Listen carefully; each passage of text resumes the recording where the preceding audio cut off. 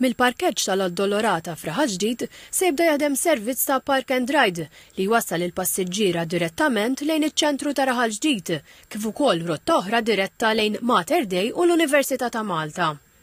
Il-Ministru għat-Trasport, l-Infrastruttura u x-Xogħlijiet Pubbliċi Chris Bonnet ħabbar li dan is-servizz huwa parti mill-inizjattiva Reshaping Our Mobility. Peress li għandna Park and Ride ta' 220 karozza, min sejjer Raħal Ġdid se jkun jista' jipparkja hawnhekk viċin iċ-ċimiterju tal-Addolorata u mbagħad jitla għall pjazza ta' Raħal Ġdid jew jmur ħaltaxin permezz tal-bass ċirkolari illi se jkun hawn bass li ħatwaslek ukoll għal Pawla Hub illi ser jiftaħ dalwaqt. Qal il-Park and Ride ta' Raħal Ġdid se jkun wieħed minn sensiela li se jsiru fi żmien li ġej, fosthom dak ta' Taqali li jservi lir-Rabat, il-Mosta u n-Naxxar. Konrad Pule, General Manager ma' Malta Public Transport, qal li dan is-servizz huwa parti minn investiment wiesa' fil-flotta ta' trasport pubbliku.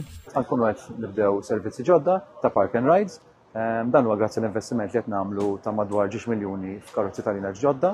Ivan Piervella, direttur ma' Transport Malta, qal li dan is-servizz sar wara konsultazzjoni ma' msieba soċjali. Wara li fil-ġimgħati għaddew daħħalna numru ta' rotta ġodda estendejn oħrajn lejn istituzzjonijiet edukattivi minn żoni industrijali u kif ukoll il-konnessjoni biċ-ċirkewwa u wara r-riżultati pożittivi ħafna li rċevejna fuq dawn it-tibdiliet li għamilna, inkoraġġiti bda morna t-tieni fażi ta' dan il-proġett. Il-Park and Ride mill-Addolorata flimkien ma' estensjonijiet u rotot ġodda oħra se jibda jaħdem mit-13 ta' Lulju.